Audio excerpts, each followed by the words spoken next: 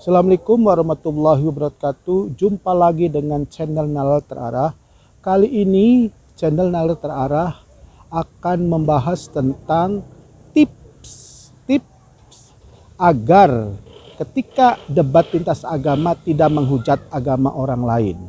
Baiklah para pemerhati dan pemirsa channel Nalar Terarah yang saya banggakan, akhir-akhir ini banyak sekali beredar di YouTube penghujatan, penistaan terhadap agama lain, baik dari dalam pemeluk agama itu sendiri maupun dari agama lain ke agama lain, atau agama satu ke agama lain. Nah, di sini saya akan menyoroti dua hal itu, tapi terutama penghujatan yang muncul ketika orang beragama lain memahami agamanya orang lain. Nah, baiklah, salah satu hal yang paling ditakuti oleh orang-orang yang selalu menghujat adalah kena undang-undang pasal 29, undang-undang pasal 156 ya. Jadi pasal 156 adalah penistaan agama. Penistaan agama itu berujung dari penghujatan. Nah, penghujatan yang sekarang kita lihat di Indonesia khususnya itu akibat dari apa? Dari rasa kebencian. Nah, kebencian ini dilampiaskan orang tersebut mempelajari, membahas agama orang lain. Nah, jadi orang lain sebagai yang berbeda agamanya atau agama orang lain dijadikan sasaran untuk menghujat. Nah, orang-orang seperti ini adalah tidak bertanggung jawab. Dia belajar agamanya atau mempelajari agama lain bukan untuk sharing, bukan untuk saling mengerti, bukan untuk saling memahami, dan bukan untuk menimbulkan suatu perdamaian, tapi untuk kebencian, mencari kelemahan, dan akhirnya menyerang sehingga agama lain itu harus kalah. Nah, agama lain itu harus kalah karena agama sendiri yang paling benar. Nah, cara seperti ini adalah tidak tepat. Karena apa? Karena pertama, orang tersebut akan dianggap orang yang tidak bertanggung jawab oleh umat yang normal. Kedua, nah, cara mempelajari orang itu terhadap agama lain keliru. Kenapa? Karena mereka seolah-olah sesuai dengan hawa nafsunya, sesuai dengan perspektif agamanya sendiri ketika mempelajari agama lain. Nah, di sini ada beberapa tips yang perlu dipegangi oleh para pendebat atau para debater ya, atau apologet agama ketika mempelajari agama orang lain agar terhindar dari penghujatan.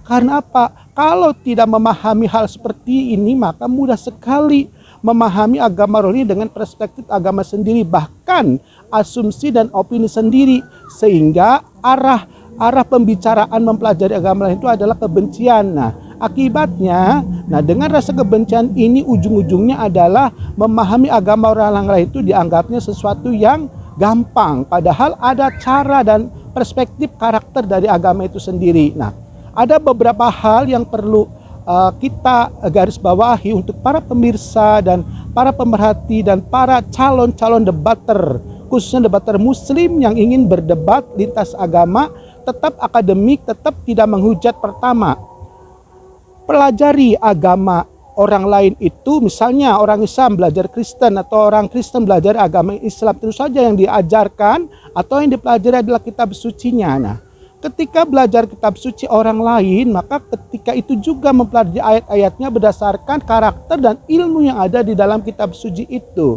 Jangan sampai ketika ada ayat-ayat di dalam kitab suci itu dibaca, diplesetkan, dipelintir, dipahami, diopinikan dengan pendapat sendiri atau bahkan disamakan dengan perspektif agamanya sendiri. Lalu agama yang dipelajari agama orang lain itu dianggapnya keliru. Nah, ini yang salah.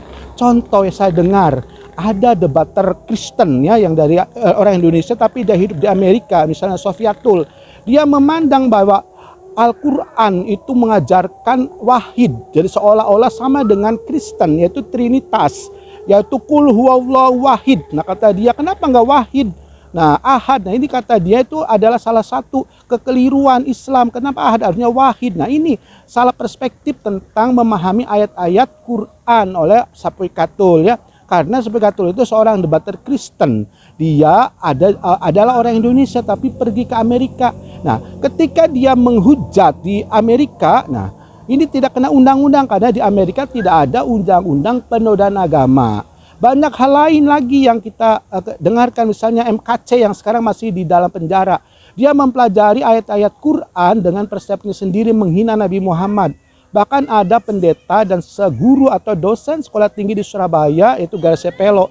Nah, mungkin sekarang masih ada dalam penjara ya, memahami hadis itu dengan ucapan okemnya dia, seolah-olah yang ucapannya dia itu adalah hadis. Nah, ini karena mereka orang-orang seperti itu, pertama tidak mau mengerti bagaimana mempelajari agama orang, kedua karena ada opini kebencian sehingga ketutup ketika mempelajari agama orang lain dengan objektif. Nah, itu satu caranya. Kedua, kita harus bernamai diri dengan diri kita sehingga kita tidak mudah terbawa emosi, tidak mudah tersinggung ketika mempelajari agama orang lain. Ternyata ada hal-hal yang misalnya bertentangan dengan agama yang bersangkutan, misalnya tentang teologi.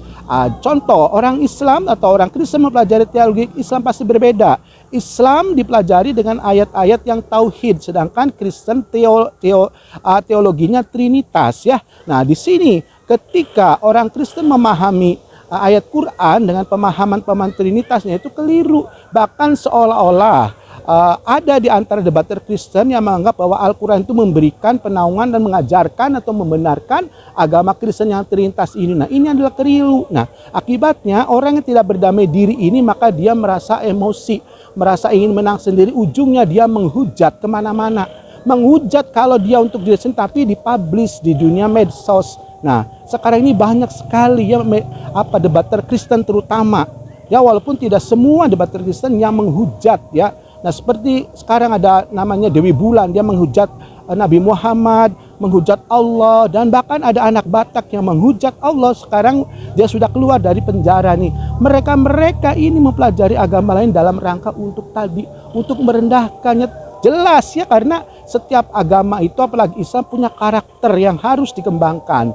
Nah, jadi cara yang tepat adalah bagaimana kita mempelajari atau debat lintas agama itu dengan cara santun, tidak menyinggung orang lain dan tidak menghujat, yaitu kita harus berbesar hati ketika ada ajaran agama lain yang kita pelajari itu berbeda dengan keyakinan kita, kita tempatkan sebagai ajaran yang masing-masing walaupun orang itu sedang mempelajari agama yang berbeda dengan pemahaman yang berbeda. Nah, demikian mudah-mudahan para debater lintas agama bisa memahami. Nah, sehingga diskusi debat di medsos itu tidak terjadi saling menyerang, saling membuli, saling menghajar, akhirnya ujung-ujungnya saling mematikan. Nah, akhirnya apa? Akhirnya itu kena undang-undang pasal 156, yaitu undang-undang penistaan agama. Mudah-mudahan debater Muslim ataupun Kristen kita tetap beradu argumen dalam rangka mempertemukan. Nah, ketika tidak bertemu yaitu suatu hal yang harus kita sepakati, setuju dalam ketidaksetujuan. Nah,